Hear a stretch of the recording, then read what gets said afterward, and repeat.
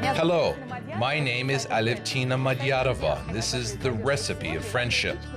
Today's diaspora thrills me a lot, because in my passport, under nationality, it's written Ukrainian.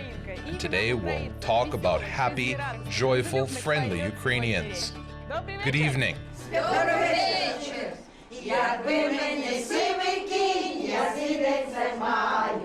Поїхав би за Дунай, там дівчину знаю, а я все дивлюся, де моя Маруся, а я все дивлюся, де ж моя Маруся. Ukrainians that live in our country don't forget about their origin. They celebrate their holidays as their ancestors did. They keep their national clothes, and they remember their national songs. It is real luck to find yourself at a Ukrainian holiday.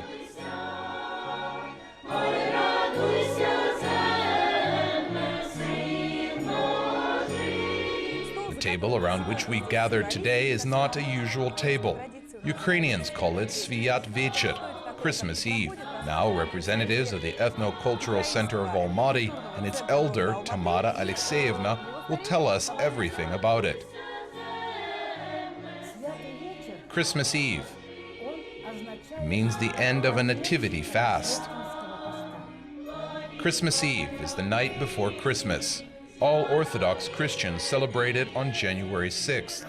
While the house is clean, the table is covered with a new tablecloth. All family members receive new clothes for this holiday. It's time to set the festive table. Food is totally fasting. There's no meat, no eggs, and no chicken. Nothing like that. Here, the older member of the family brings the diduk. Diduk is an ancient symbol, the talisman of home. It is considered that it keeps us in touch with our ancestors. It guards the home and family. It looks like rye, wheat, or oat sheaf. The spirit wishes all the best to his house and his family.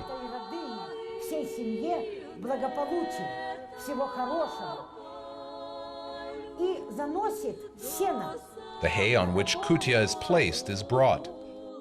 Another symbol of Christmas Eve is Cuccia. It is placed on the table beside diduk. Cuccia is made of wheat, a symbol of eternal life, honey, a symbol of celestial bliss, poppy and raisins, symbols of richness.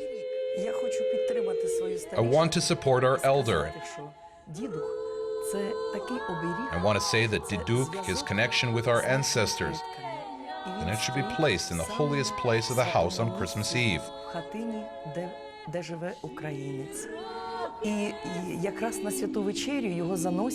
And when I cook Cuccia, I always look back on my granny, who taught us how to prepare for Christmas Eve. So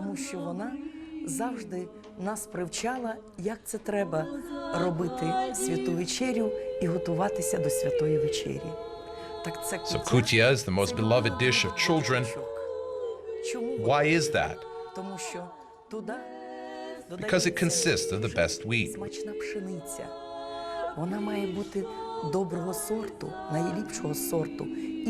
It should be pounded to make it easier to boil.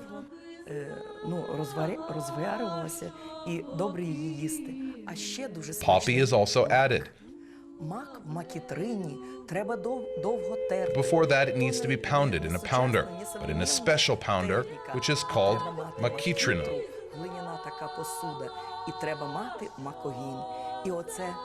A woman pounds the poppy, adding sugar.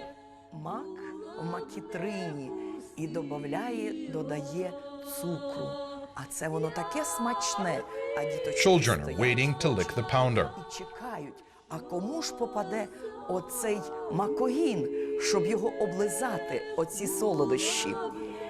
So, when nuts, raisins, and honey are added, all ingredients have to be mixed.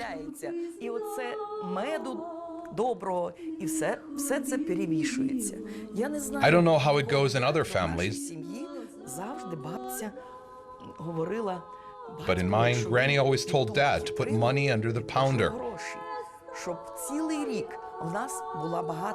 the new year to be rich not only with wheat, but with money also. So we start with Cuccia.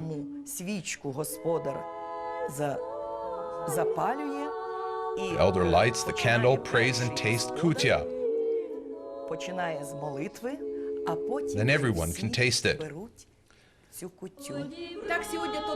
Well, today is a special evening when we can taste Cuccia, which cannot be cooked on any other day. So when will we eat it? Or we have to light a candle before that. Yes, before we light a candle. Elder lights the candle.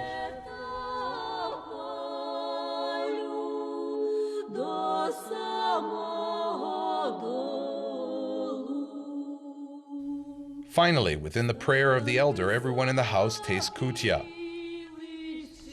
Mind you, there are no spoons on the table because each one has an individual one, and spoons shouldn't lie on the table.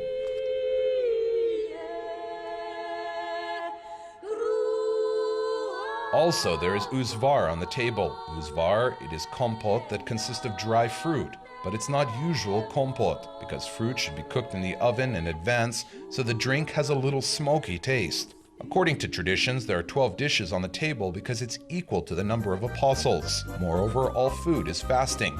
However, not only people celebrate Christmas Eve. Evil spirits and witches also do it. Protecting the house from evil spirits is one of the common Ukrainian traditions.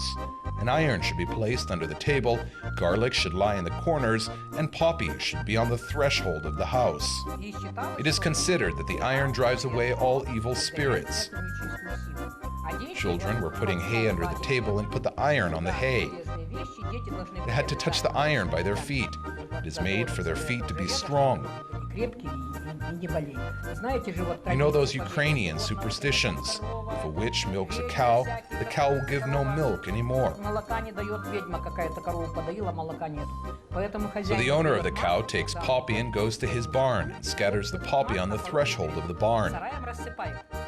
Because when the witch will come, she will start to collect the poppy grains so she won't get to the cow. At the crack of dawn, when roosters sing, all evil spirits disappear. So while she will be collecting the poppy, she won't have time to do something bad. People used to leave the table unclean so ancestral spirits could also eat. That food was intended for them. You will agree that it is good to learn how to cook these dishes for Ukrainian Christmas Eve. Let's go to the kitchen. So, as we got used to, the most pleasant part of our exploration of cuisine. Here are my new friends, two old girls as they call themselves. We're going to prepare two dishes which are very usual and common in Ukrainian cuisine. They are sour cabbage and vareniki with mashed potatoes. There are many recipes of sour cabbage. However, the traditional Ukrainian recipe is quite simple. You need to cut cabbage in small pieces, shred carrots, mix them and add salt. Then you need to crumple the cabbage till the juice comes out. You don't need any spices, vinegar, or sugar. Your mixture should be preserved for 3 days in a warm place under pressure, and it will be ready. Each Ukrainian housewife has a barrel for cabbage, a special board to hold it, and a stone to create the pressure for juice to come out, and will switch to vareniki. People still debate about the origin of vareniki, however, I know one thing. There's no Ukrainian table without vareniki. Vareniki also takes a special place in Ukrainian cuisine, definitely. Dough for such dishes seems to be easy and simple, however, it's not true for Ukrainian ones. You may need home eggs, klaber, and some recipes require sparkling water. Usual Ukrainian vareniki should we roll out the dough. Each housewife has her own way. We may just make a thick rope. Yes, we may. Someone just rolls out the dough and makes rounds by using a glass so the identical circles come out.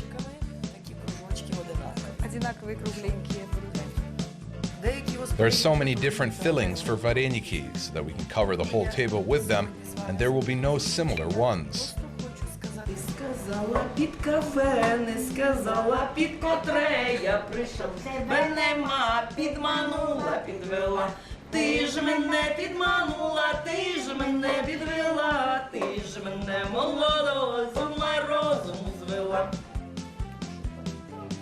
This is how we do that.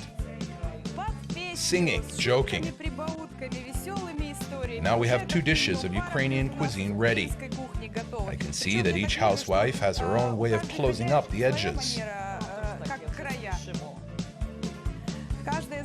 You can do it like this. So what? Will we just boil them and make a sautéing? Huh? Onions, lard, and sour cream. Yep, crackling. While Vareniki boils, let's talk. It's Tamara Alexeyevna Zinchenko, head of the Ukrainian Ethnocultural Center of Almaty. Our center was started in 1989. We are 26 now. Fortunately, nowadays people pay more attention to their traditions. Ethnicities reappear, and it occurs with help of such people like Tamara Alexeyevna. A real pride of her is a choir, Ukraine, where she has been singing since she was 18. Our choir was found about 12 years ago. Our first director and manager was Dorokhova Polina Mikhailovna.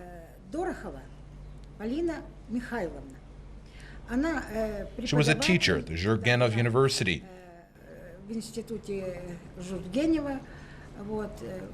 She taught vocal classes. She taught us how to sing. The choir sings various songs. They sing not only in Ukrainian.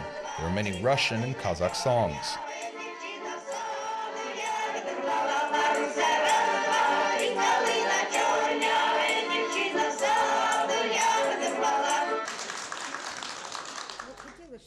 I wish for young Ukrainian people to join us so that they could know all the traditions.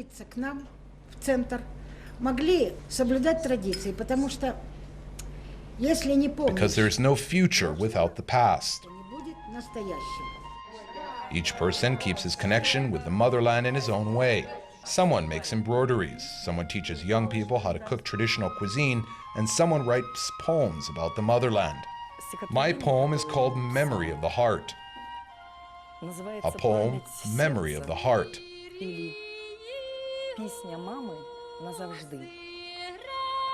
Я завжди пам'ятаю, звідки родом.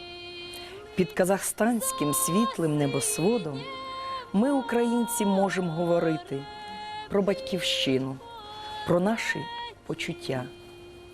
Я пам'ятаю, звідки родом, не тільки ті місця, де хатка та моя. Я пам'ятаю пісню колискову і ніжне, різнобарвне вишиття. І добре материнське слово. О, скільки років я живу, то буде гріти до кінця життя мойого. І пісня мами на все життя одна. З роками все більше розумієш, що в кожного доріженька своя. Но та дорога, що веде додому, де батько, матінка, рідня, благословенна Богом, вона одна, вона свята. Ой, не хвилюйтесь, мамо, там на Україні, дитя живе і пам'ятає все, що в серце, в душу ви вложили. Тепер своїм і чужим дітям добро і слово щиро віддає. Гніздо своє не забувайте, діти, батьків, родину, все життя любіть. І пісню мами, ніжну, колискову, передавайте своїм дітям, внукам, вічно бережіть. At last, by reading poems and singing, we could wait for the first star, so our dinner turns into Christmas. It's time to have fun, sing carols, and to tell fortunes. There's no fortune-telling without divination for a groom. Even modern women are interested in seeing their future and guessing who can be their love for a lifetime, and bringing them closer to their weddings, so it is not surprising that in past times there were many ways to do it. For example, girls used to hide 4 rings, copper, silver, gold, and one with a gemstone in grains, and the fortune-telling girl should take out one of the rings. It helped to find out if her groom would be a rich person. However, probably the most popular way to see a future groom is the mirror fortune-telling. A girl should sit in front of the mirror in the dark, she should light candles, and she should be looking into the gallery of reflections, hoping that she'll see her future groom. The best time for that fortune-telling is considered to be at midnight. Nevertheless, not each girl would dare to do that, because you may see various scary things in the reflection. Our heroine is not timid. She waited till midnight and she decided to know about her future. Суженый ряженый, приди ко мне наряженный. Суженый ряженый, приди ко мне наряженный. Has she seen or hasn't, she wouldn't tell us anyway. It's not the thing you share with people. Only those fortune tellings that were performed long time ago may be told to other people. Finally, it gives your life a bunch of interesting stories and memories. I arrived to Kazakhstan in 1968. I was born in a little Ukrainian village of the Poltava region in December 1941 during the war. I graduated from the Biology University in Kharkov and came to Kazakhstan to work. Her first place of work was the Aksu-Jabagli Nature Reserve. Anna Andreyevna spent almost her whole life riding a horse, like a real Kazakh woman. I did the science and I got a degree in 1978. In 1985, I moved to Almaty with my family, and then I got a job in the Institute of Botany. Now I work at the Ili Alatau National Park as a senior researcher. I'm dealing with problems of the protection of rare and wild plants, especially tulips. Anna Andreyevna wrote about 20 books, published almost 300 research articles. Moreover, there is a flower which is named after her, the Ivashenko tulip. She considers Kazakhstan as her home, and she loves her homeland so much. My husband is from Almaty, but all my relatives live in Ukraine, Poltava, Kharkov, Mirgorod, and Kiev. I fly to Ukraine every year. I bring many souvenirs and food recipes from there. She spends several months in her motherland, and every time she recollects the days of her childhood. My mother was so, well, you know, living in a village is quite hard. My parents were simple villagers. We had a very big family. I have 9 brothers and sisters. My mother loved embroidery. My parents got married in 1933. Anna Andreyevna's mother was one of the best tractor drivers in her village, and her father was a mechanic. Well, she told us how she met her father. Her tractor had broken. She was sitting and crying. The future groom was passing by and saw that. He asked her why she was crying, and she said that her tractor was broken and that she couldn't fix it. It's been 52 years since Anna Andreyevna arrived to Kazakhstan. Now she is writing a new research paper, brings up her grandchildren, and spends time for the Ukrainian Ethno-Cultural Center. So our holy evening turned to a holy night, and our holiday goes on. The night started, but there aren't any girls and guys. I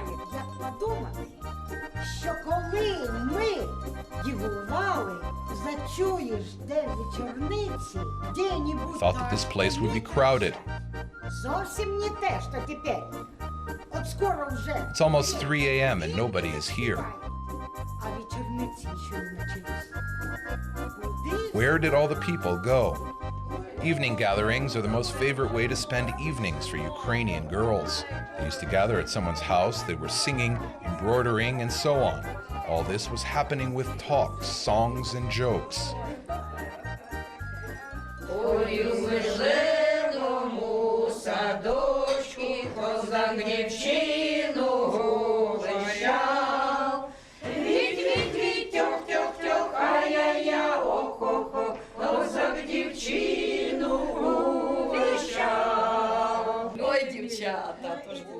What are you embroidering? It is a pillowcase for my daughter's dowry. Moreover, each girl took different snacks with her.